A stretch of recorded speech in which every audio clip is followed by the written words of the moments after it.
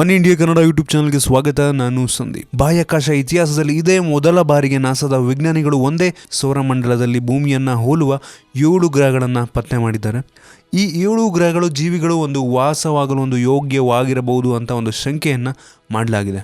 ನಾಸಾದ ಒಂದು ಮೂಲಗಳ ಪ್ರಕಾರ ನಮ್ಮ ಸೌರವ್ಯೂಹದ ಅತ್ಯಂತ ಸಮೀಪದಲ್ಲಿ ಅಂದರೆ 40 ಜ್ಯೋತಿರ್ವರ್ಷ, ಅದು ಅವರ ಪ್ರಕಾರ ಒಂದು ಸಮೀಪ ಆದರೆ 40 ಜ್ಯೋತಿರ್ವರ್ಷ ಅಂದರೆ ತುಂಬ ಒಂದು ದೂರ ಇರುವಂಥ ಅದು ಸೌರಮಂಡಲ. ಅದು ಇಲ್ಲಿ ಒಂದು ಭೂಮಿಯನ್ನು ಹೋಲುವ 7 ಗ್ರಹಗಳು ಪತ್ತೆಯಾಗಿರುವಂಥದ್ದು.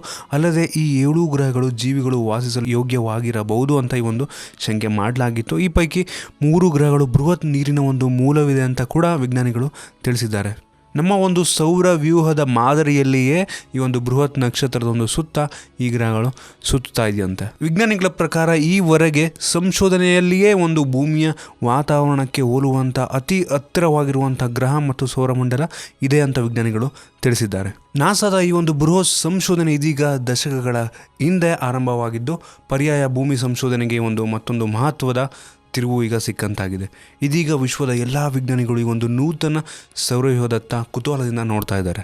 ಕಾದು ನೋಡಬೇಕು, ಮುಂದೆ ಒಂದು ದಿನ ನಾವು ಆ ಸೌರವ್ಯೂಹಕ್ಕೆ ಹೋಗುವಂಥ ಒಂದು ಚಾನ್ಸಸ್ ಬರ್ಬೋದು. ಅದು ತುಂಬ ಸುಲಭದ ಮಾತಲ್ಲ.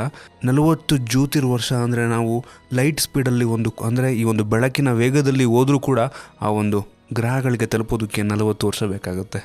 ಕಾದು ನೋಡಬೇಕು ಯಾವ ರೀತಿ ಈ ಒಂದು ಸಂಶೋಧನೆ, ಈ ಒಂದು ಗ್ರಹಗಳ ಸಂಶೋಧನೆ ಮುಂದಿನ ಒಂದು ಪೀಳಿಗೆಗೆ, ಮುಂದಿನ ಒಂದು ನಮ್ಮ ಮಕ್ಕಳು, ಅವ್ರ ಮಕ್ಕಳು ಇನ್ಯಾರೋ ಮಕ್ಕಳಿಗೆ ಒಂದು ಉಪಯೋಗ ಆದರೂ ಆಗ್ಬೋದು, ಅವರು ಹೋಗೋ ರೀತಿ ಆಗ್ಬೋದು ಮುಂದೆ ಒಂದಿನ.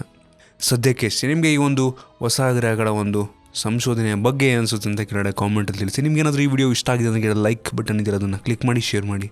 ನಮ್ಮ ಬೇರೆ ವಿಡಿಯೋಗಳಿಗೆ ಒನ್ ಇಂಡಿಯಾ ಕನ್ನಡ ಯೂಟ್ಯೂಬ್ ಚಾನಲ್ಗೆ ಸಬ್ಸ್ಕ್ರೈಬ್ ಮಾಡಿ. ಧನ್ಯವಾದ.